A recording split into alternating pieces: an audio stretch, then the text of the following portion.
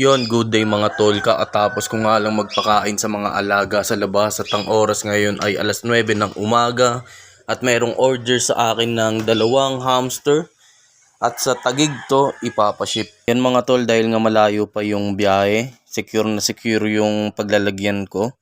Nakadoble yung box ng sesto. At ito nga yung napili sa akin ni buyer. Ito, solid na teddy bear Sabel banded Syrian. Ayun, ganda niyan mga tol. Tapos yung isa, nasaan na may isa? Itong banded cream natin na teddy bear Syrian hamster. Lagay na natin. Tapos ayan, dating gawin, papakita ko pa rin muna to bago ko ibigay sa may rider at ipaship sa kanya.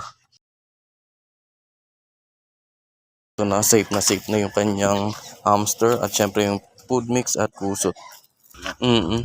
Gusto mo sir, lagyan ko ng sabitan para isabit mo na lang? Sige, wait lang sir. Ilagyan ko nga ulit ng sabitan mga tol para hindi na mahirapan yung rider. Ingat sir. Thank you.